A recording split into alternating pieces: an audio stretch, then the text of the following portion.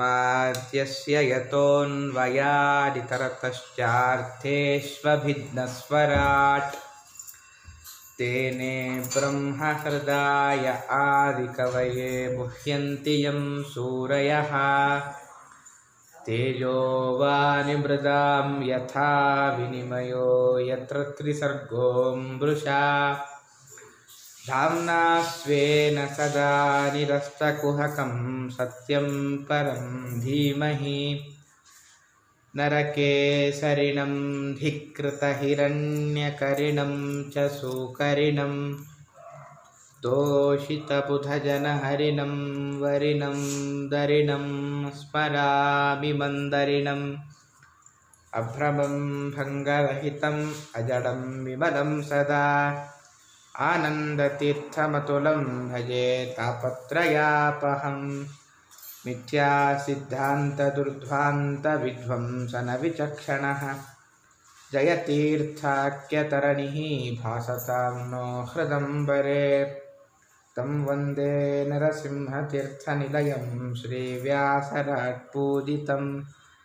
ध्यायन्तं मनसा नृसिंहचरणं श्रीपादराजं गुरुम् अर्थिकल्पितकल्पोऽयं प्रत्यर्थिगजकेसरी व्यासतीर्थगुरुर्भूयादस्मदिष्टार्थसिद्धये तपोविद्याविरक्त्यादि सद्गुणौघाकरानहं वादिराजगुरून् वन्दे हयग्रीवपदाश्रयान् प्रणमत्कामधेनुं च भजत्सुरतरूपमम् श्रीभावबोधकृत्पादचिन्तामणिमुपास्महे मुकोऽपि यत्प्रसादेन मुकुन्दशयनायते राजराजायते रिक्तो राघवेन्द्रं तमाश्रये ब्रह्मचर्य हरिप्रीतिसुविद्यावदशालिनः इष्टदान् कष्टहर्तॄन्नः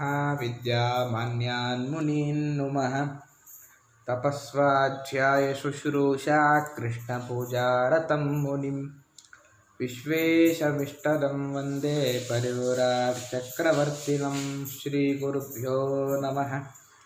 अद्य कथानुवादे सति किञ्चित् पूर्वकथानुवादः।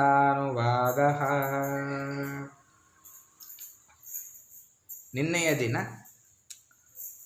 ಪೃಥುರಾಜರ ವ್ಯಕ್ತಿತ್ವ ಅನಾವರಣೆ ಮಾಡುವಾಗ ವೇದವ್ಯಾಸರು ರಾಮಾಯಣದ ಒಂದು ದೃಷ್ಟಾಂತ ಕೊಟ್ಟು ರಾಮಾಯಣವನ್ನು ಮತ್ತೊಮ್ಮೆ ಜ್ಞಾಪಿಸಿ ಪೃಥುರಾಜರಲ್ಲಿ ನಮಗೆ ಸಮನ್ವಯ ಮಾಡಿದ್ದಾರೆ. ಬಹುತೇಕ ಚತುರ್ಥ ಸ್ಕಂಧದ ಮುಕ್ತಾಯದ ಘಟ್ಟಕ್ಕೆ ನಾವಿದ್ದೇವೆ. ಪೃಥುರಾಜರ ಉತ್ತರಾರ್ಧ, ಅವರ ವಂಶಾವಳಿ ಹಾಗೂ ಪುರಂಜನೋಪಾಖ್ಯಾನ ಮತ್ತು ಪ್ರತ್ಯೇಕಿಸಲಿಗೆ ನಾರದರು ಮಾಡುವ ಉಪದೇಶ ಇಷ್ಟಾಯಿತು ಅಂದರೆ 4ನೇ ಸ್ಕಂಧದ ವಿಸ್ತಾರ ಮುಗಿದು ಸಮಾಪ್ತಿಯಾಗುವ ಸಮಯ. ಪೃಥುರಾಜರ ಚಿತ್ರಣ ಏನು ಅಂತಂದರೆ, ಒಂದು ಮಾತಲ್ಲಿ ಹೇಳ್ತಾರೆ, ಲೋಕದಲ್ಲಿ ಈ ತಿಳುವಳಿಕೆ ಮತ್ತು ಆಡಳಿತ ಎರಡರ ಸಮ್ಮಿಲನ ತುಂಬ ಕಮ್ಮಿ. ಆದರೆ ಪೃಥುರಾಜರಲ್ಲಿ ಆಡಳಿತ ಮತ್ತು ಆ ತಿಳುವಳಿಕೆ ಎರಡರ ಸಮ್ಮಿಲನ ಇತ್ತು. ಅವರಿಗೆ ಒಟ್ಟು 5 ಜನ ಮಕ್ಕಳಾಗಿದ್ದಾರೆ. ಅವರು ವಾನಪ್ರಸ್ಥ ಸ್ವೀಕಾರ ಮಾಡಬೇಕು ಅಂತ ಅವ್ರಿಗೆ ಇಚ್ಛೆ ಆಯಿತು. ಪೃಥುರಾಜರಿಗೆ ವಾನಪ್ರಸ್ಥಾನ 2 ತೆರನಾಗಿ ವಾನಪ್ರಸ್ಥದ ಕ್ರಮ ಇತ್ತು ಪ್ರಾಚೀನರಲ್ಲಿ. ಒಂದು, ತನ್ನ ಪತ್ನಿಯನ್ನು ತನ್ನ ಮನೆಯಲ್ಲಿ ಬಿಟ್ಟು ತಾವು ಮಾತ್ರ ಹೋಗಿ ಸಾಧನೆ ಮಾಡೋದು ಒಂದು ತರಹದ ವಾನಪ್ರಸ್ಥ. ಇನ್ನೊಂದು, ಬಹು ಹೆಚ್ಚು ಪರಂಪರೆಯಲ್ಲಿ ಕಾಣುವ ವಾನಪ್ರಸ್ಥಾಶ್ರಮ ವಿವರಣೆಯನ್ನು ಇಬ್ಬರೂ ಹೋಗಿ ಸಾಧನೆ ಮಾಡಿಕೊಳ್ಳುವುದು. ಇಲ್ಲೂ ಕೂಡ ಮೊದಲ ಮಗ ವಿಜಿತಾಶ್ವ, ಅವನಿಗೆ ಪಟ್ಟ ಕಟ್ಟಿ ಅವರು ಪ್ರಬುದ್ಧರಾಗಿದ್ದಾರೆ. ಅವರು ಏನು ಮಾಡ್ತಾರೆ ಅಂತಂದರೆ, ತಾವು ಅರ್ಚಿದೇವಿಯೊಟ್ಟಿಗೆ ಏನು ಮಾಡ್ತಾರೆ ಅಂತಂದರೆ, ಕಾಡಿಗೆ ಹೋಗಿ ಶಾಂತಿ ಒಂದು ಮನೆಯನ್ನು ಮಾಡಿಕೊಂಡು ವಾನಪ್ರಸ್ಥಾಶ್ರಮ ಸ್ವೀಕಾರ ಮಾಡ್ತಾರೆ. ಸಾಮಾನ್ಯ ಪ್ರಾಚೀನರ ಕ್ರಮ ಅದು. ತಾವು ಒಂದು ಕಾಲ ಬಂದಾಗ ಮಕ್ಕಳಿಗೆ ಪಟ್ಟ ಕಟ್ಟಿ ತಾವು ರಾಜ್ಯ ಆಳ್ತಾ ಇದ್ರು. ಅಲ್ಲ, ಈ ಕಾಡಿಗೂ ನಾಡಿಗೂ ತುಂಬ ವ್ಯತ್ಯಾಸ ಇದೆ. ಅಲ್ಲಿರುವ ನೆಮ್ಮದಿ ಕಾಡಿನಲ್ಲಿ ಸಿಗ್ತಾ ಇತ್ತ ಅಂದರೆ, ಒಂದು ಕಡೆ ಕಾಡಿನ ಬಗ್ಗೆ ವರ್ಣನೆ ಮಾಡುವಾಗ ಒಬ್ಬ ಕವಿ ಹೇಳ್ತಾನೆ, ಕಾಡು ಏನು ಅಂತಂದರೆ ನೆಮ್ಮದಿಯಾದ ಜೀವನ. ಯಾಕಂದರೆ ಕರೆಂಟ್ ಬಿಲ್ಲು, ನೀರು ಬಿಲ್ ಯಾವುದರ ಸಂಕಟ ಇಲ್ಲ, ಆಹಾರಕ್ಕೋಸ್ಕರ ಪ್ರಯತ್ನ ಇಲ್ಲ, ಆ ದೈವಿಕವಾದ ಸೂರ್ಯನ ಫಲ, ಅಲ್ಲೂ ಕಂದಮೂಲಗಳು ಅದನ್ನು ಆರಿಸ್ಕೊಂಡು ಬರಲೇಬೇಕು, ಹೆಚ್ಚು ಪ್ರಯತ್ನ ಇಲ್ಲ, ಪರಮಾತ್ಮನ ಸ್ಮರಣೆ ಏಕಾಂತ ಜಾಗ.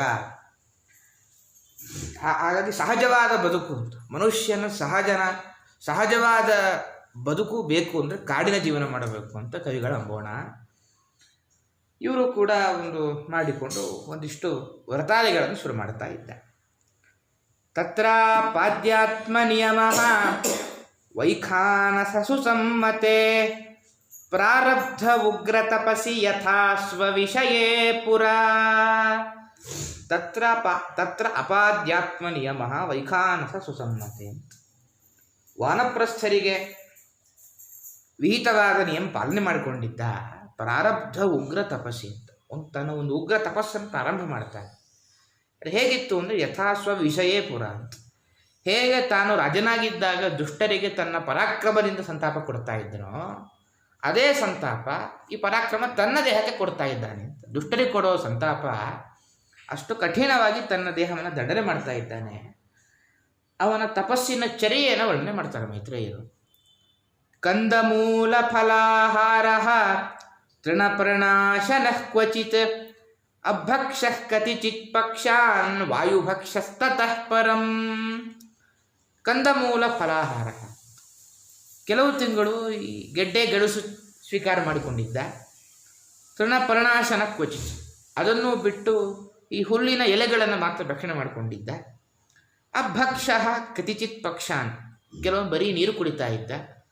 ವಾಯುಭಕ್ಷ ತತಃ ಪರಂ ಹೇಳಿ ಕೊನೆಯದಾಗಿ ಗಾಳಿಯನ್ನೇ ಆಹಾರವಾಗಿ ಸ್ವೀಕಾರ ಮಾಡ್ತಾ ಇದ್ದ. ಆ ಹಂತಕ್ಕೆ ಬಂದಿದ್ದ.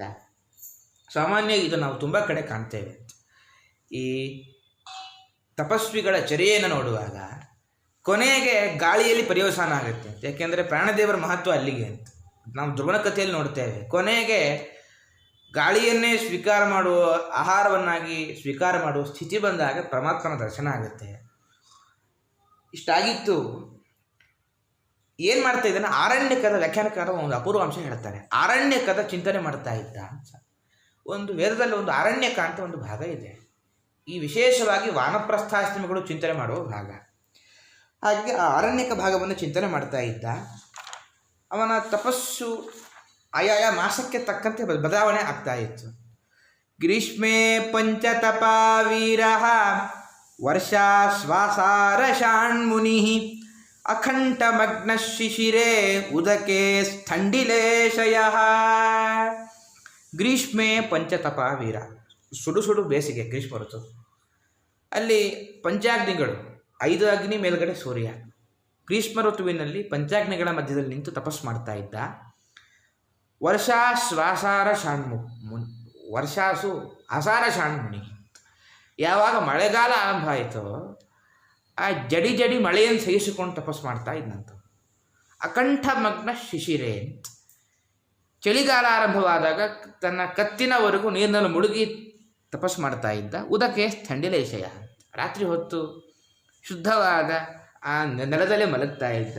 ಈ ಹಂತಕ್ಕೆ ಮುಟ್ಟಿದ್ದ. ಅವನಿಗೆ ಒಟ್ಟು ಇನ್ನು ಹರಿಯಕ್ಷ, ವೃಕ್ಕ ಮೊದಲಾದ 4 ಜನ, ಒಟ್ಟು 3 ಜನ ಮಕ್ಕಳಿದ್ದಾರೆ. ಅವರಿಗೇನು ವ್ಯವಸ್ಥೆ ಆಗಿತ್ತು ಅಂದರೆ, ಸಾಮಾನ್ಯ ಈ ಪಟ್ಟಕ್ಕೋಸ್ಕರ, ಸಾಮಾನ್ಯ ನಾವು ಇತಿಹಾಸ ನೋಡುವಾಗ ಪಟ್ಟಕ್ಕಾಗಿ ಆದ ಯುದ್ಧಗಳೇ ಜಾಸ್ತಿ ಅಣ್ಣ ತಮ್ಮಂದರ ನಡುವೆ. ಈಗಲೂ ಆಗ್ತಾ ಇದೆ, ಆಗಲೂ ಆಗ್ತಾ ಇತ್ತು.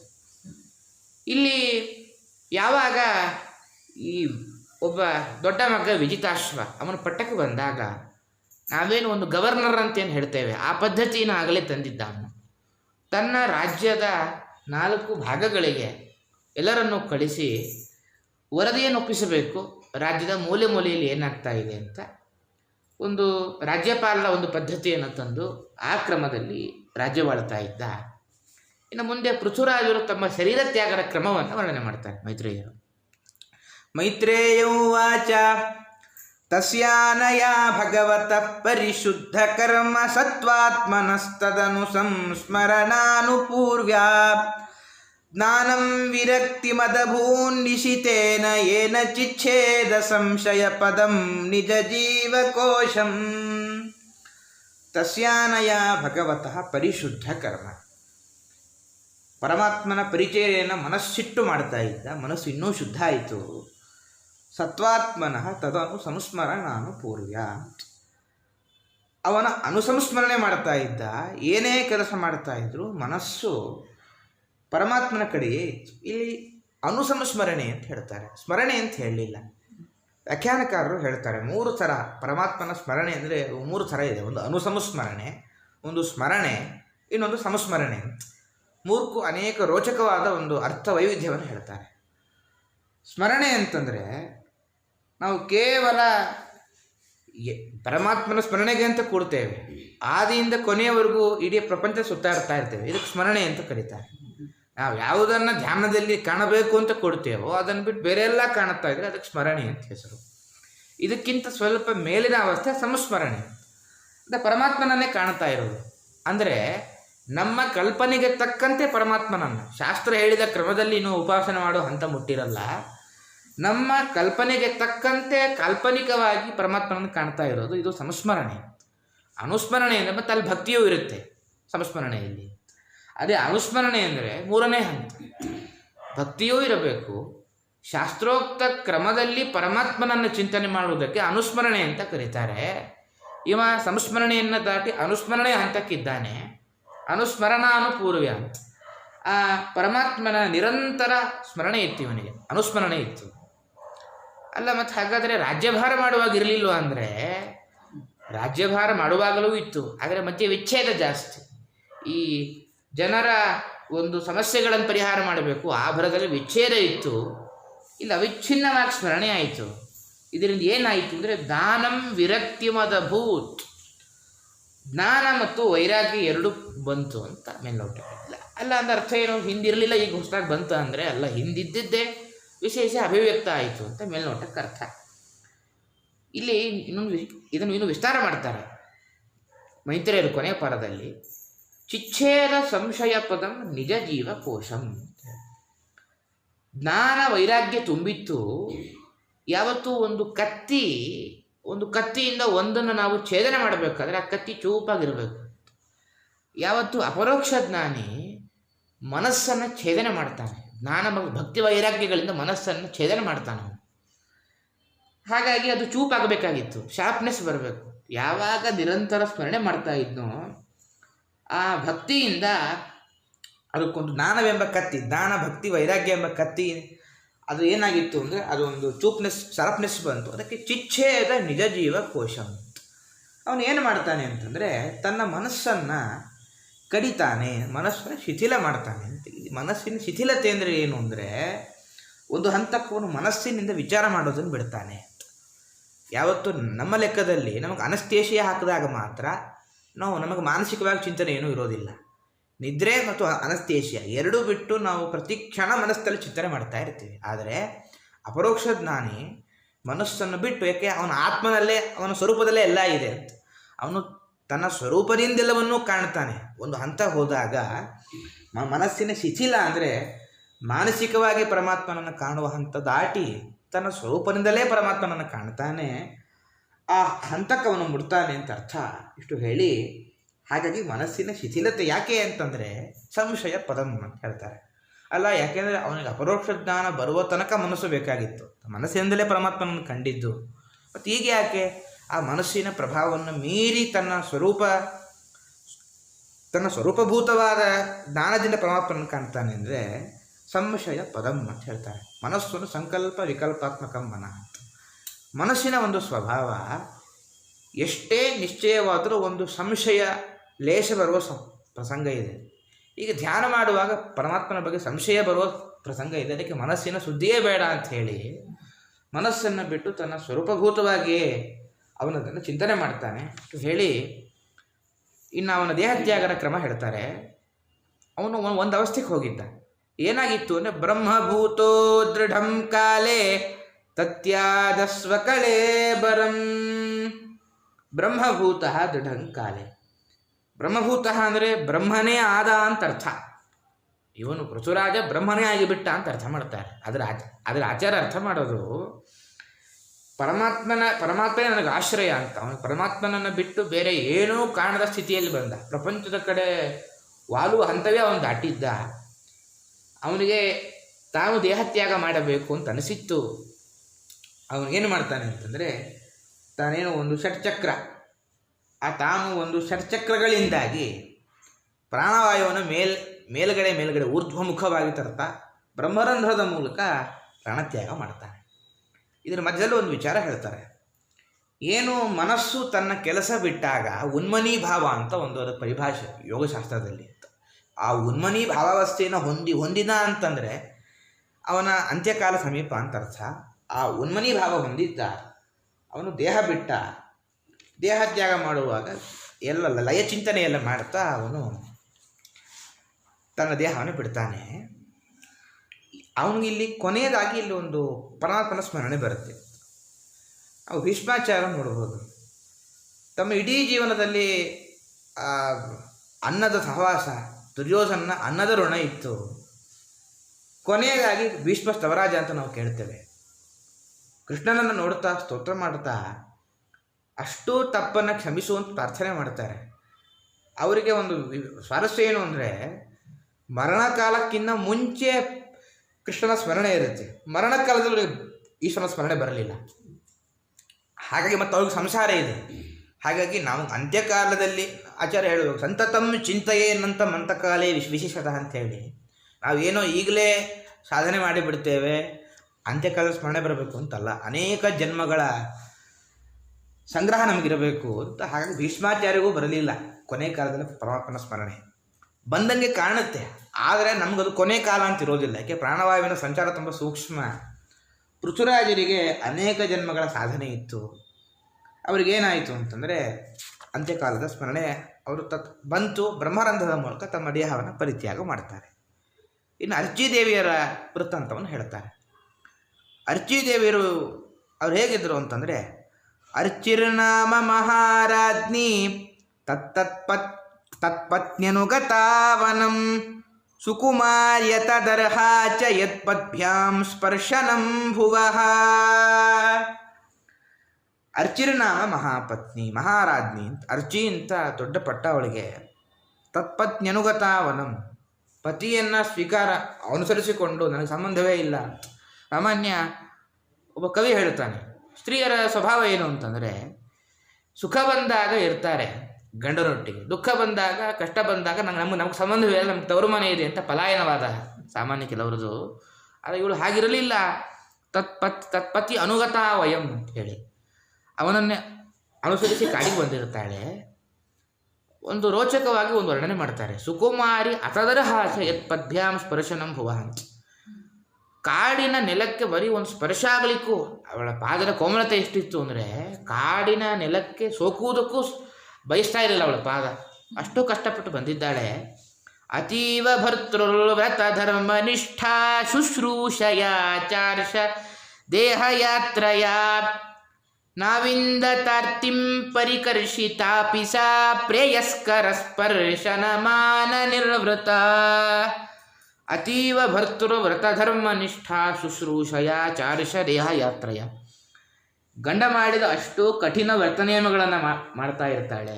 ಮಾಡಿ ಋಷಿಗಳ ಹಾಗೆ ಆಹಾರವನ್ನು ಸ್ವೀಕಾರ ಮಾಡ್ತಾಳೆ. ಅಲ್ಲ, ಮತ್ತು ಹಿಂದೆ ಹೇಳುವಾಗ ಕಾಡಿನ ನೆಲಕ್ಕೆ ಸೋಕುವುದನ್ನು ಸಹಿಸ್ತಾ ಇರಲಿಲ್ಲ ಅವಳು ಪಾದ ಅಂತ ಹೇಳಿದ್ರು ವೇದವ್ಯಾಸರು.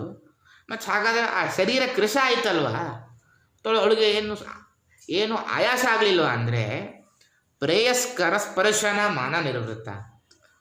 ಏನು ಅವನ ಕರಸ್ಪರ್ಶ, ಆ ಕರಸ್ಪರ್ಶದ ಲಾಲನೆಯಿಂದ ಅವಳಿಗೆ ಖುಷಿಯಾಗಿತ್ತು ಅಂತ, ಅಷ್ಟೇ ಅವಳಿಗೆ ಒಳ್ಳೆ ಶಕ್ತಿ ಕೊಟ್ಟಿತ್ತು. ಯಾವಾಗ ಪೃಥುರಾಜರ ದೇಹತ್ಯಾಗ ಆಯಿತು, ಆಗ ಇವಳು ಕೂಡ ಏನು ಮಾಡ್ತಾಳೆ ಅಂತಂದರೆ 3 ಬಾರಿ ಪ್ರದಕ್ಷಿಣೆ ಮಾಡಿ ಆ ಅಗ್ನಿಚಿತೆಗೆ ಪ್ರವೇಶ ಮಾಡ್ತಾಳೆ. ಇಲ್ಲಿಗೆ ಅರ್ಚಿದೇವಿಯ ಆ ಅವತಾರ ಸಮಾಪ್ತಿ ಆಗುತ್ತೆ. ಲಕ್ಷ್ಮೀಂಶ ಇರೋ ಅವತಾರ. ಎಲ್ಲ ದೇವತಾ ಸ್ತ್ರೀಯು ಇವಳನ್ನು ಸ್ತೋತ್ರ ಮಾಡ್ತಾರೆ. ದೇವ್ಯ ಊಚುಹು ಅಹೋ ಇಯಂ ವಧೂರ್ಧನ್ಯ ಯಾಚೈವಂ ಭೂಭುಜಾಂ ಪತಿಂ ಸರ್ವಾತ್ಮನಾ ಪತಿಂ ಭೇಜೆ ಯಜ್ಞೇಶಂ ಶ್ರೀವಧೂರಿವ. ಅಹೋ ಇಯಂ ವಧೂರ್ಧನ್ಯ ಅಂತ ಎಲ್ಲ ವ್ಯಾಖ್ಯಾನಕಾರ ಅರ್ಥ ಮಾಡೋದು. ಧನ್ಯ ಅಂದರೆ ಧನ ಉಳ್ಳವಳು ಅಂತ, ಒಳ್ಳೆ ಶ್ರೀಮಂತೆ ಅಂತ ಅರ್ಥ ಮಾಡ್ತಾರೆ. ಆದರೆ ಆಚಾರ್ಯರು ಒಂದು ಧನ್ಯ ಅನ್ನೋ ಶಬ್ದಕ್ಕೆ ಒಂದು ಸೊಗಸಾಗಿ ಅರ್ಥ ಮಾಡ್ತಾರೆ. ಧನ್ಯ ಅಂದರೆ ಧನಂ ನೆಚ್ಛಂತಿ. ಇವಳು ಧನ್ಯ ಯಾಕೆ ಅಂದರೆ ಸಂಪತ್ತನ್ನೇ ಬಯಸ್ತಾ ಇಲ್ಲ, ಅದನ್ನು ಇವಳು ಧನ್ಯಳು. ಅಂದರೆ ಅರ್ಥ ಏನು ಅಂತಂದರೆ ಗುಣೈಹಿ ಪೂರ್ಣ ನಿರಪೇಕ್ಷ ಧನ್ಯ ಇತ್ಯುಚ್ಯತೆ ಬುಧೈಗೆ. ಗುಣಗಳಿಂದ ಪೂರ್ಣತೆ ಇತ್ತು, ಸಂಪತ್ತನ್ನು ಬಯಸ್ತಾ ಇರಲಿಲ್ಲ. ಅಂತಹ ಇವಳು ಗುಣಪೂರ್ಣಳು ಅಂತ ಅರ್ಥ. ಯಾಕೆ ಅಂದರೆ ಯಾ ಚೈವಂ ಬುಭುಜಾಂ ಪತಿಂ ಸರ್ವಾತ್ಮನಾ ಪತಿಂ ಭೇಜೆ. ಚಕ್ರವರ್ತಿಯವಳ ಗಂಡನಾಗಿದ್ದ ಯಜ್ಞೇಶಂ ಶ್ರೀವಧೂರಿವ. ಹೇಗೆ ಲಕ್ಷ್ಮೀದೇವಿಗೆ ಪರಮಾತ್ಮ ಅತ್ಯಂತ ಯೋಗ್ಯ ಪತಿಯೋ, ಇವಳಿಗೂ ಅತ್ಯಂತ ಯೋಗ್ಯ ಪತಿ ಅಂತ ಹೇಳಿ ಇವರ ಮಹಿಮೆಯನ್ನೆಲ್ಲ ವಿಸ್ತಾರವಾಗಿ ವರ್ಣನೆ ಮಾಡ್ತಾರೆ. ಕೊನೆ ಈ ಪೃಥುಚರಿತ್ರೆ ಶ್ರವಣ ಯಾಕೆ ಮಾಡಬೇಕು ಅಂತ ಒಂದು ಫಲಶ್ರುತಿ ಹೇಳ್ತಾರೆ. ತ್ರಿಕೃತ್ವ ಇದಮಾಕರ್ಣ್ಯ ನರೋ ನಾರೀಥವಾದೃತಃ ಅಪ್ರಜಸ್ಸುಪ್ರಜತಮೋ ನಿರ್ಧನೋ ಧನವತ್ತಮಃ. ತ್ರಿಕೃತ್ವ ಇದಮಾಕರ್ಣ್ಯ. ಇದನ್ನು 3 ಬಾರಿ ಯಾರು ಕೇಳ್ತಾರೋ ಅವರಿಗೆ ಅಪ್ರಜಃ ಸಾಪ್ರಜತಮಃ ಅಂತ. ಮಕ್ಕಳಿಲ್ಲ ಅಂದರೆ ಮಕ್ಕಳಾಗುತ್ತೆ. ನಿರ್ಧನೋ ಧನವತ್ತಮಃ ಅಂತ ಹೇಳಿ ವಿಸ್ತಾರವಾಗಿ ಪೃಥುಚರಿತ್ರೆಯ ಸಮಾಪ್ತಿಯಾಗತ್ತೆ. ಇಲ್ಲಿ 23ನೇ ಅಧ್ಯಾಯ ಸಮಾಪ್ತಿಯಾಗಿದೆ. ಸ್ವಲ್ಪ 24ನೇ ಅಧ್ಯಾಯದಲ್ಲಿ ಪೃಥುರಾಜರ ವಂಶದಲ್ಲಿ ಅನೇಕ ರಾಜರು ಬರ್ತಾರೆ. ಮುಖ್ಯವಾಗಿ ಒಂದು 2 ರಾಜರ ಮಹತ್ವವನ್ನು ಮೈತ್ರೇಯರು ವರ್ಣನೆ ಮಾಡ್ತಾರೆ. ವಿಜಿತಾಶ್ವೋಥ ರಾಜಾಸೀತ್ ಪೃಥೋಃ ಪೃಥಃ ಪೃಥುಶ್ರವ ಅಂತ. ವಿಜಿತಾಶ್ವ ಅಂತ ಹೇಳಿ ಅವನು ರಾಜ ಆಗಿದ್ದ. ಅವನಿಗೆ ಅಂತರ್ಧಾನ ಅಂತ ಇನ್ನೊಂದು ಹೆಸರಿದೆ. ಅವನಿಗೆ ಅಂತರ್ಧಾನ ಅಂತ ಯಾಕೆ ಹೆಸರು ಅಂತಂದರೆ ಇಂದ್ರನ ಕುರಿತು ತಪಸ್ಸು ಮಾಡಿ ಕಣ್ಮರೆಯಾಗೋ ವಿದ್ಯೆ ಪಡೆದಿದ್ದ. ನೋಡ್ತಾನೆ ಕಣ್ಮರೆ ಆಗ್ತಾ ಇದ್ದ. ಆಗಿನ ಕಾಲದಲ್ಲಿ ಒಂದು ಕ್ರಮ, ಅವರಿಗಿದ್ದ ವಿಶೇಷ ಸಾಧನೆ ಏನಿತ್ತೋ ಅದನ್ನೇ ಅವ್ರಿಗೊಂದು ಹೆಸರಾಗಿ ಗೌರವಪೂರ್ವಕವಾಗಿ ಕರೀತಾ ಇದ್ರು. ಇವನು ಅಂತರ್ಧಾನ ಶಕ್ತಿಯನ್ನು ಪಡೆದಿದ್ದಾಗಲಿಲ್ಲ ಇವನಿಗೆ ಅಂತರ್ಧಾನ ಅಂತ ಒಂದು ಹೆಸರು ಬಂದಿತ್ತು. ಕರ್ಣ ಕಿವಿಗೆ ಯಾರು ಒಬ್ಬ ವ್ಯಕ್ತಿ ಕಿವಿ ಅಂತ ಯಾರು ಹೆಸರಿಡಲ್ಲ. ಅವನು ದಿವ್ಯವಾದ ಕರ್ಣಕುಂಡಲ ಧರಿಸಿದ್ದಾದ್ದರಿಂದ ಕರ್ಣ ಅಂತಲೇ ಪ್ರಸಿದ್ಧಿ ಇತ್ತು. ಇವನು ಕೂಡ ಆ ರೀತಿಯಾಗಿ ಧಾರಣೆ ಮಾಡಿದ್ದ. ಮುಂದೆ ಇವನ ವಂಶ ವಿಸ್ತಾರವನ್ನು ಮಾಡ್ತಾರೆ. ಹೇಳುವಾಗ ಅಂತರ್ಧಾನಗತಿಂ ಶಕ್ರಾತ್ ಲಬ್ಧ್ವಾಂತರ್ಧಾನ ಸಂಧಿತಃ ಅಪತ್ಯತ್ರಯಮಾಧತ್ತ ಶಿಖಂಡಿನ್ಯಾಂ ಸುಸಮ್ಮತಂ ಅಂತ. ಶಿಖಂಡಿನಿ ಅಂತ ಇವನ ಪತ್ನಿಯ ಹೆಸರು. ಒಟ್ಟಲ್ಲಿ 3 ಮಕ್ಕಳನ್ನು ಪಡಿತಾನೆ ಇವನು. ಯಾರು ಅಂದರೆ ಪಾವಕಃ ಪವಮಾನಶ್ಚ ಶುಚಿರಿತ್ಯಗ್ನಯಃ ಪುರಾ ವಸಿಷ್ಠ ಶಾಪಾದುತ್ಪನ್ನಾಃ ಪುನರ್ಯೋಗಗತಿಂ ಗತಾಃ. ಇದೊಂದು ಅಪರೂಪದ ವಿಷಯ ಹೇಳ್ತಾರೆ. ಪಾವಕಃ ಪವಮಾನಶ್ಚ ಶುಚಿರಿತ್ಯಗ್ನಯಃ ಪುರ. ಪಾವಕ, ಪವಮಾನ, ಶುಚಿ ಅಂತ 3 ಹಿಂದೆ ಜನರು ಅಗ್ನಿಗಳಾಗಿದ್ದವರು ಹುಟ್ಟುತ್ತಾರೆ. ಆದರೆ ಭೂಸ್ಪರ್ಶವಾದ ತಕ್ಷಣ ಇವರು ಸಹಿಸೋದಿಲ್ಲ. ಯಾಕೆ? ವಸಿಷ್ಠ ಶಾಪಾದುತ್ಪನ್ನ. ವಸಿಷ್ಠ ಶಾಪದಿಂದ ಬಂದಿದ್ದರು. ಜನ್ಮವಾದ ತಕ್ಷಣವೇ ತಮ್ಮ ದೇಹವನ್ನು ಬಿಟ್ಟು ಪರಿತ್ಯಾಗ ಮಾಡಿ ಹೋಗ್ತಾರೆ. ಇದೊಂದು ವಿಚಾರ ಹೇಳ್ತಾರೆ. ಪ್ರಾಯ ಅವು ಕಾಣುತ್ತೇವೆ. ಗರ್ಭದಲ್ಲಿ ಕೆಲವರು ಮಕ್ಕಳು ಹುಟ್ಟಿದ ತಕ್ಷಣ ಅವರಿಗೆ ಮರಣ ಬರುತ್ತೆ. ಅವರೆಲ್ಲ ಪುಣ್ಯಜೀವಿಗಳು. ಯಾಕೆಂದ್ರೆ ಅವ್ರಿಗೆ ಒಂದು ಶಾಪ ಇರುತ್ತೆ. ಅವರಿಗೆ ಭೂಲೋಕದಲ್ಲಿ ಅಷ್ಟು ವಾಸ ಮಾಡಬೇಕು ಅಂತ ಇಷ್ಟ ಇರೋದಿಲ್ಲ. ವಿಶೇಷ ಶಾಪದಿಂದ ಒಂದು ಕ್ಷಣ ಭೂಮಿಗೆ ಸ್ಪರ್ಶ ಮಾಡಿ ಅವರು ತಕ್ಷಣ ತಮ್ಮ ಲೋಕಕ್ಕೆ ಹೋಗಿರ್ತಾರೆ. ಪ್ರಾಯ ಆ ರೀತಿಯಾಗಿ ಯಾರು ಮರಣ ಹೊಂದುತ್ತಾರೋ ಪ್ರಾಯ ಹೆಚ್ಚು ಭಾಗ ಅದರಲ್ಲಿ ಅವರು ಸಮೀಚೀನ ಯೋಗ್ಯತೆ ಉಳ್ಳ ಜನರೇ ಇರ್ತಾರೆ ಅಂತ ವಿಸ್ತಾರ ಮಾಡಿ ಇದಕ್ಕೆ ಇನ್ನೊಂದು ದೃಷ್ಟಾಂತ ಮಹಾಭಾರತದಲ್ಲಿ ಕಾಣ್ತೇವೆ. ಗಂಗೆ ಶಂತನು ಮಡದಿಯಾಗಿ ಎಲ್ಲ ಮಕ್ಕಳನ್ನು ನೀರಿನಲ್ಲಿ ಮುಳುಗಿಸಿ ಕೊಲ್ತಾಳೆ. ಅದರ ಹಿಂದಿನ ಆಂತರ್ಯ ಅವಳಿಗೆ ಗೊತ್ತಿತ್ತು ಅಂತ. ಮೇಲ್ನೋಟಕ್ಕೆ ಘೋರ ಕೃತ್ಯ, ಆದರೆ ಅದು ತುಂಬ ಕರುಣೆಯಿಂದ ಮಾಡಿದ್ದಾಳೆ. ಇಷ್ಟಾದ ಮೇಲೆ ಅಂತರ್ಧಾನೋ ನ ಭಸ್ವತ್ಯಾಂ ಹವಿರ್ಧಾನಮವಿಂದತ. ಅಂತರ್ಧಾನ ಅಂದರೆ ಅವನಿಗೆ ಅದೇ ಹೆಸರಿಂದ ಮುಂದೆ ವ್ಯವಹಾರ ಮಾಡ್ತಾರೆ. ನಭಸ್ವತಿ ಅಂತ ಅವನಿಗೆ ಇನ್ನೊಬ್ಬಳು ರಾಣಿ ಇದ್ಲು. ಅವನೇನು ಮಾಡ್ತಾನೆ ಅಂದರೆ ಹವಿರ್ಧಾನಮವಿಂದತ ಅಂತ. ಹವಿರ್ಧಾನ ಅಂತ ಒಬ್ಬ ಮಗನನ್ನು ಪಡಿತಾನವನು. ಅವನೇ ಮುಂದೆ ರಾಜ ಆಗ್ತಾನೆ. ಇಲ್ಲಿ ಈ ಹವಿರ್ಧಾನ ಒಂದು ಔಚಿತ್ಯವನ್ನು ಮುಂದೆ ನಿರೂಪಣೆ ಮಾಡ್ತಾರೆ. ಈ ಹವಿರ್ಧಾನನ ಹೆಂಡತಿ ಹೆಸರಿನ ಹವಿರ್ಧಾನಾಧವಿರ್ಧಾನಿ ವಿದುರ ಸೂತ ಷಟ್ಸುತಾನ್ ಅಂತ. ಸ್ವಲ್ಪ ಮೇಲೋಟಕ್ಕೆ ವಿಚಿತ್ರ. ಹವಿರ್ಧಾನ ಅಂತ ಗಂಡ, ಹವಿರ್ಧಾನಿ ಅಂತ ಹೆಂಡತಿ. ಏನಿದು ಅಂತಂದರೆ ಇಲ್ಲಿ ವ್ಯಾಖ್ಯಾನಕಾರ ಬರೀತಾರೆ, ಹವಿರ್ಧಾನಿ ಅಂತ ಹೆಂಡತಿಯ ಮೂಲ ಹೆಸರಲ್ಲ, ಅದು ಸಂಸ್ಕೃತ ಭಾಷೆಯ ಒಂದು ಸೊಗಡು. ಈಗ ಸುಪರ್ಣ ಅಂತ, ಸುಪರ್ಣ ಅಂದರೆ ಗರುಡ. ಅದೇ ನಾವು ಗರುಡ ಪತ್ನಿ ಸುಪರ್ಣಿ ಅಂತ, ಸೌಪರ್ಣಿ ಅಂತಲ್ಲ, ಸುಪರ್ಣಿ ಅಂತ ಪ್ರಾಚೀನ ಶಬ್ದ. ಸುಪರ್ಣಿ ಅಂದರೆ ಅದು ಅವಳ ಹೆಸರಲ್ಲ, ಗಂಡನ ಹೆಸರೇನಿರುತ್ತೋ ಕೆಲವೊಂದು ಸ್ತ್ರೀ ಪ್ರತ್ಯಯ ಆಗ್ತಿದೆ ಸಂಸ್ಕೃತದಲ್ಲಿ. ಗಂಡನ ಹೆಸರಿನ ಶಬ್ದದ ಪಕ್ಕ ಆ ಪ್ರತ್ಯಯ ಹಾಕಿಬಿಟ್ರೆ ಅದು ಹೆಂಡತಿಯ ಹೆಸರು ಅಂತ ಅರ್ಥ. ಸುಪರ್ಣ ಅಂತ ಗರುಡನ ಹೆಸರು, ಅದಕ್ಕೊಂದು ಪ್ರತ್ಯಯ ಜೋಡಣೆ ಮಾಡಿ ಸುಪರ್ಣಿ ಅಂತ ಇವಳ ಹೆಸರಾಯಿತು ಅಂತ. ಹವಿರ್ಧಾನಿ ಅಂತಲೇ ಇವಳ ಹೆಸರಲ್ಲ, ಇವಳ ಹೆಸರು ಉಲ್ಲೇಖ ಮಾಡಲಿಲ್ಲ. ಹವಿರ್ಧಾನ ಅಂತ ಗಂಡ, ಅದು ಸ್ತ್ರೀ ಪ್ರತ್ಯಯ, ಸ್ತ್ರೀಯನ್ನು ಹೇಳೋ ಪ್ರತ್ಯಯವನ್ನು ಸೇರಿಸಿ ಹವಿರ್ಧಾನಿ ಅಂತ ಆಯಿತು ಹೊರತಾಗಿ ಹವಿರ್ಧಾನಿ ಅಂತಲೇ ಇವಳ ಹೆಸರಲ್ಲ. ಇವಳಿಗೆ ಏನಾಗಿತ್ತು ಅಂದರೆ 6 ಷಟ್ಸುತಾನ್. ಯಾರು? ಬರ್ಹಿಷದಂ ಗಯಂ ಶುಕ್ಲಂ ಕೃಷ್ಣಂ ಸತ್ಯಂ ಜಿತೋ ರಥಂ. ಬರ್ಹಿಷತ್ ಕೃಷ್ಣ, ಸತ್ಯ, ಶುಕ್ಲ, ಜಿತವ್ರತ ಅಂತ ಒಟ್ಟು 6 ಜನ ಮಕ್ಕಳಾಗ್ತಾರೆ ಇವನಿಗೆ. ಅಲ್ಲಿ ಒಂದು ಹವಿರ್ಧಾನನ ಒಂದು ಮಹಾತ್ಮೆ ಹೇಳ್ತಾರೆ. ವಸ್ತುತಃ ಪೃಥುರಾಜರಾದ ಮೇಲೆ ಹವಿರ್ಧಾನಿಗೆ ಅತ್ಯಂತ ಮಹತ್ವ ಇದೆ. ಇಬ್ಬರು ಅವರ ವಂಶದಲ್ಲಿ ಇಬ್ಬರನ್ನು ಮಾತ್ರ ಹೆಚ್ಚು ವರ್ಣನೆ ಮಾಡ್ಬೋದು. ಒಂದು ಹವಿರ್ಧಾನ, ಇನ್ನೊಂದು ಪ್ರಾಚೀನ ಬರಿಹಿ ಅಂತ ಒಬ್ಬ ರಾಜ. ಇಬ್ಬರ ಬಗ್ಗೆ ಹೆಚ್ಚು ವಿಸ್ತಾರ ಬಂದಿದೆ, ಬೇರೆ ಯಾರನ್ನೂ ವಿಸ್ತಾರ ಮಾಡಲ್ಲ. ಇಷ್ಟಾದಾಗ ಇವನಿಗೆ ಹವಿರ್ಧಾನ ಅಂತ ಹವಿರ್ಧಾನ ಬಗ್ಗೆ ಒಂದು ಮಾತು ಹೇಳ್ತಾರೆ. ಯಹ ಇಂದ್ರಮಶ್ವಹರ್ತಾರಂ ವಿದ್ವಾನಪಿ ನ ಜಘ್ನಿವಾನ್ ಅಂತ ಹೇಳಿ. ಆಗ ಅಶ್ವಮೇಧ ಯಾಗ ಎಲ್ಲರೂ ಮಾಡ್ತಾ ಇದ್ರು. ಇಂದ್ರನಿಗೆ ಯಾವಾಗಲೂ ಆತಂಕ, ಯಾರಾದರೂ ಶುರು ಮಾಡಿಬಿಟ್ರೆ ಅಶ್ವಮೇಧ ಯಾಗ ಎಲ್ಲಿ 100 ಯಾಗ ಮಾಡಿ ತನ್ನ ಪದವಿಯನ್ನು ಸ್ವೀಕಾರ ಮಾಡ್ತಾರೋ ಅಂತ ಒಂದು ನಟನೆ ಅಷ್ಟೇ. ಅವನಿಗೇನು ಆಶ್ಚರ್ಯ ಇಲ್ಲ, ಅವರ ಮಹತ್ವ ತೋರಿಸ್ಕೊಡಬೇಕು ಅಂತ ಮಾಡುವ ನಟನೆ.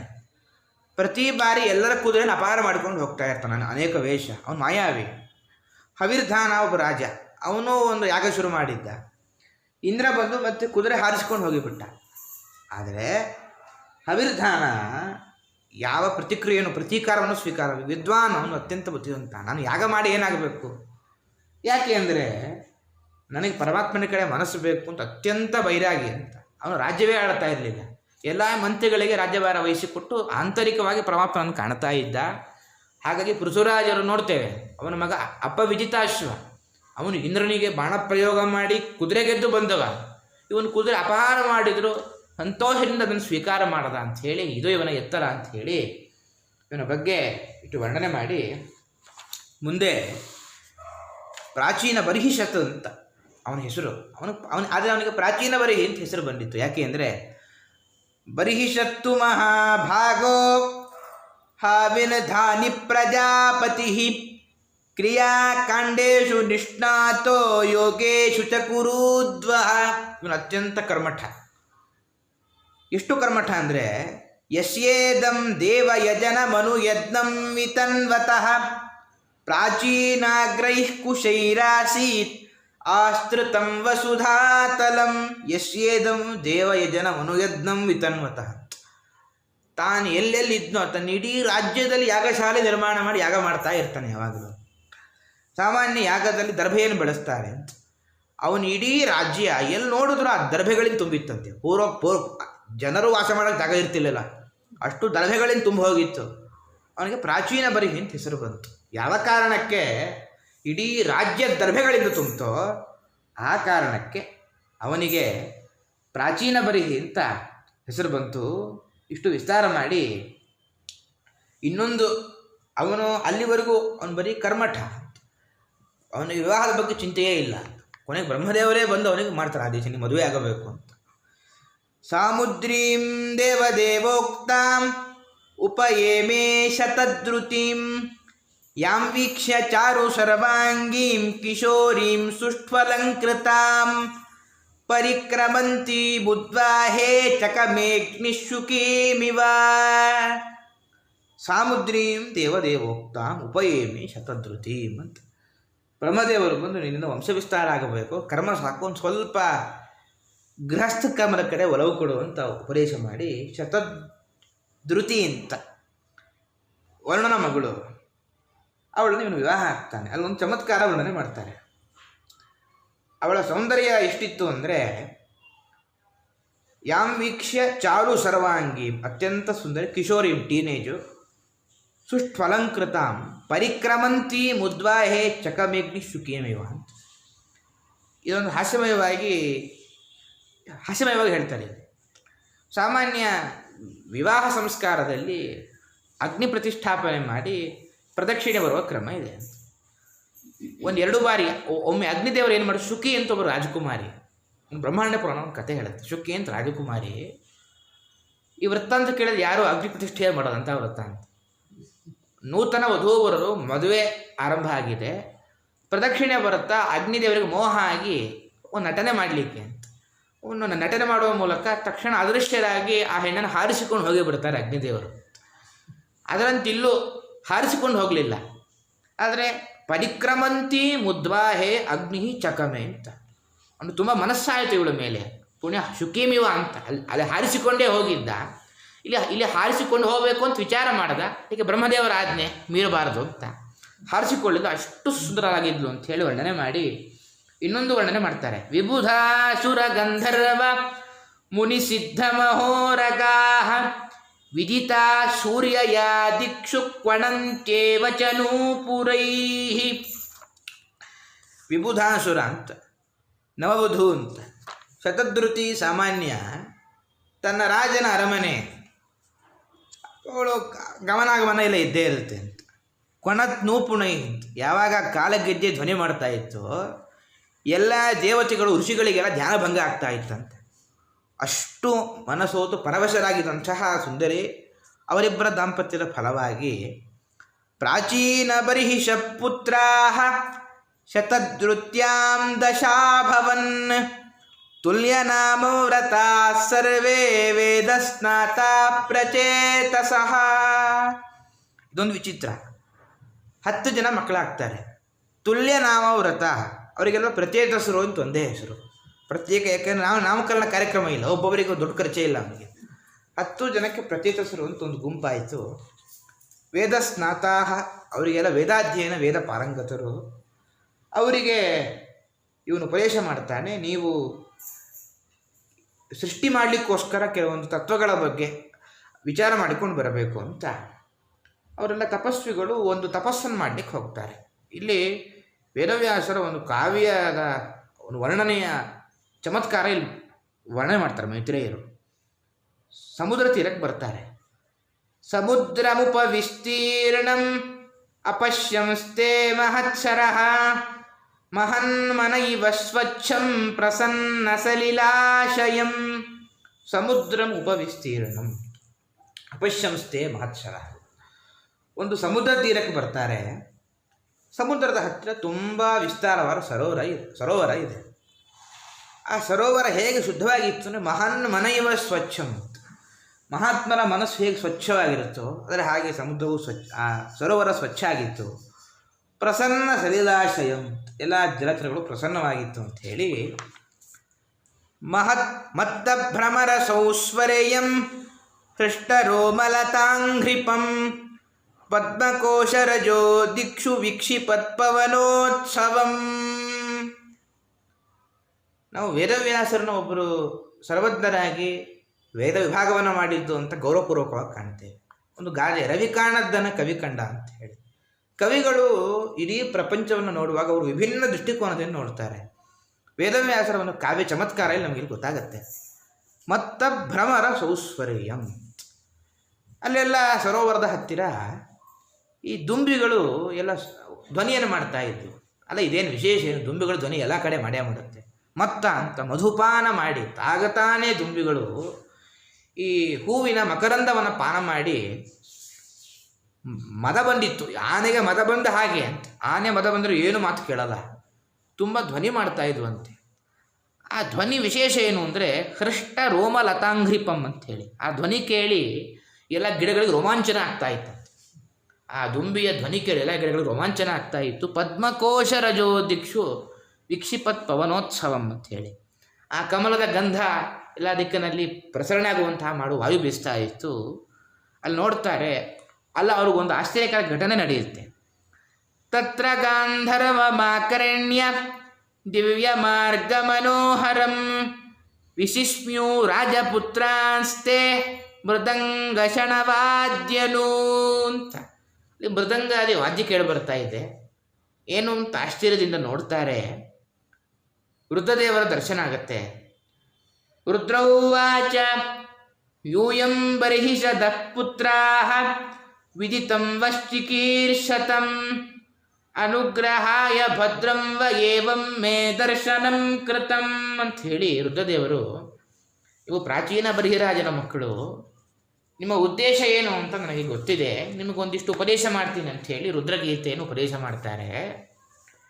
ಇನ್ನು ಮುಂದೆ ಈ ಸ್ಕಂಧದ ಒಂದು ಕೊನೆಯ ಘಟ್ಟ, ಈ ಪುರಂದರ ರಾಜರ ಚರಿತ್ರೆಗೆ ನಾವು ನೋಡಬೇಕು. ಪುರಂದರ ರಾಜನ ಚರಿತ್ರೆ ವ್ಯಾಖ್ಯಾನಕಾರರು ತುಂಬ ಸೊಗಸಾಗಿ ನಮ್ಮ ಜೀವನಕ್ಕೆ ಅದನ್ನು ಸಮನ್ವಯ ಮಾಡಿಕೊಳ್ಳೋ ಕ್ರಮ ಹೇಳ್ತಾರೆ. ಸಾಮಾನ್ಯ ಪುರಂಜನ ಅಂತ ಒಬ್ಬ ರಾಜ ಎಲ್ಲ ದೇಶವನ್ನು ಸುತ್ತಾ ಇರ್ತಾನೆ. ದೇಶವನ್ನು ಸುತ್ತುತ್ತಾ ಒಂದು ನಗರಕ್ಕೆ ಬರ್ತಾನೆ. ಒಳ್ಳೆ ರಾಜಮಾರ್ಗ, ಆಕರ್ಷಕ ವಸ್ತು, ಎಲ್ಲ ತೋರಣಗಳೆಲ್ಲ ಇದೆ. ದಾಸರು ಹೇಳೋದು ಕಣ್ಣೇ ಕಾಮನೆ ಬೀಜ ಅಂತ ಹೇಳಿ. ಈ ಕಾಮನೆ ಕಣ್ಣೇ ಅಂತ, ಮನುಷ್ಯನ ಕಾಮನೆಗೆ ಸಿಲುಕಿಸೋದೇ ಕಣ್ಣು. ಎಲ್ಲ ನೋಡ್ತಾನೆ, ಆ ಬಣ್ಣ ಜಗತ್ತನ್ನು ನೋಡ್ತಾ ಇದ್ದಾನೆ. ಒಬ್ಬಳು ಕನ್ಯೆಯನ್ನು ಕಾಣುತ್ತಾನೆ. ಅವಳೊಟ್ಟಿಗೆ ಸಂಸಾರ ಮಾಡಿ ಮೋಹಿತನಾಗಿ ಅಸ್ವಾತಂತ್ರ್ಯದ ಒಂದು ತುತ್ತ ತುದಿಯಲ್ಲಿ ಇರ್ತಾನ. ಅವಳು ಅನೇಕ ಕಡೆ ಸಂಚಾರ ಮಾಡ್ತಾ ಇರ್ತಾಳೆ, ಇವನು ಅವಳೊಟ್ಟಿಗೆ ಸಂಚಾರವೇ ಮಾಡ್ತಾ ಇರ್ತಾನೆ. ಒಮ್ಮೆ ಗಂಧರ್ವರ ಆಕ್ರಮಣ ಆಗುತ್ತೆ. ಪುರಂಜರ ಮೇಲೆ ಇರಕ್ತಾರೆ. ಇವನಿಗೆಲ್ಲ ಶಕ್ತಿಗುಂದಿತ್ತು. ತನ್ನ ಪ್ರಾಣಾಪಾಯ ಕಾಲದಲ್ಲೂ ತನ್ನ ಪತ್ನಿಗೆ ಏನಾಗುತ್ತೋ ಅಂತ ಈ ಸುಖಭೋಗದಲ್ಲೇ ಮುಳುಗಿದ್ದ. ಅದರಿಂದ ನಮ್ಮ ಉಳಿದ ಜೀವನ ಪೂರ್ವಾರ್ಧ ಹೇಗಿರುತ್ತೋ ನಮ್ಮ ಉತ್ತರಾರ್ಧವು ಆ ಕ್ರಮದಲ್ಲೇ ಸಾಗುತ್ತೆ. ಬರೀ ಇವನು ವಿಷಯ ಭೋಗದಲ್ಲೇ ಮುಳುಗಿದ್ದ. ತನ್ನ ಅಂತ್ಯಕಾಲದಲ್ಲೂ ಕೂಡ ತನ್ನ ಪತ್ನಿಯದ್ದೇ ಆಲೋಚನೆ ಬಂತು. ಹಾಗೆ ಪ್ರಾಣ ಬಿಡ್ತಾನೆ. ಮುಂದೆ ಅವನು ವೈದರ್ಭಿ ಅಂತ ಒಂದು ರಾಜಕನ್ಯಾಗಿ ಕೊಡ್ತಾನೆ. ಪುರಂಜನಿ ಅಂತ ಇವಳಿಗೆ ಹೆಸರಿತ್ತು. ಇವಳೇ ಮಲಯಧ್ವಜ ಅಂತ. ಹಿಂದಿನ ಜನ್ಮದಲ್ಲಿ ಯಾರು ಗಂಡ ಹೆಂಡ ಅಂದರು, ಸ್ವಲ್ಪ ಹೆಂಡತಿಯೇ ಗಂಡ ಆದರು, ಗಂಡ ಹೆಂಡತಿ ಅಲ್ಲ. ಮಲಯಧ್ವಜ ಅಂತ ಒಳ್ಳೆ ತಪಸ್ವಿ. ಅವನ ಮಡದಿಯಾಗಿ ಇವನು ಹುಡ್ತಾನೆ. ಮತ್ತು ಅಲ್ಲೂ ಅವನಿಗೆ ಮತ್ತು ಪುನಃ ಈ ಮಲಯಧ್ವಜನ ಮರಣ ವಾರ್ತೆ ಬರುತ್ತೆ. ದುಃಖ ಆಗುತ್ತೆ. ಒಬ್ಬ ಇವನ ಹಿಂದಿನ ಜನ್ಮದ ಮಿತ್ರ ಒಬ್ಬ ಬ್ರಾಹ್ಮಣ ಬಂದು ಉಪದೇಶ ಮಾಡಿ ಇವನಿಗೆ ಪರಮಾತ್ಮನ ಸಾಕ್ಷಾತ್ಕಾರ ಆಗುತ್ತೆ ಅಂತ. ಇಷ್ಟು ಪುರಂಜನ ಉಪಾಖ್ಯಾನ. ಇದರ ನಮ್ಮ ಜೀವನಕ್ಕೆ ಏನು ಸಂಬಂಧ ಅಂದರೆ, ನಾವು ಕೂಡ ಒಂಥರ ಪುರಂಜನ ಪಾತ್ರ ಅದು ನಮ್ಮ ಪಾತ್ರವೇ ಹೋಲ್ತಾ ಇದೆ. ನಾವು ಒಂಥರ ಪುರಂಜನರೇ. ಅವನೊಂದು ದೊಡ್ಡ ಪಟ್ಟಣಕ್ಕೆ ಹೋಗಿದ್ದ. ನಮ್ಮದು ಈ ದೇಹವೇ ದೊಡ್ಡ ಪಟ್ಟಣ. ಇಲ್ಲಿ ನರನಾಡಿಗಳೆಲ್ಲ ತೋರಣಗಳು. ಇನ್ನು ಮತ್ತಲ್ಲಿ ಒಳ್ಳೆ ಬೆಳ್ಳಿ ಬಂಗಾರದ ಶಿಖರಗಳ ಪರ್ವತ ಇತ್ತು. ಇಲ್ಲಿ 3 ಸತ್ವ ರಜಸ್ ತಮಸ್ಸು ಅಂತ, ಒಂದು ಬೆಳ್ಳಿ, ಬಂಗಾರ, ಇನ್ನೊಂದು ತಾಮ್ರ. ಅಂತಹ ಒಳ್ಳೆ ಶಿಖರಗಳು, ಒಳ್ಳೆ ಪರ್ವತಗಳಿದೆ.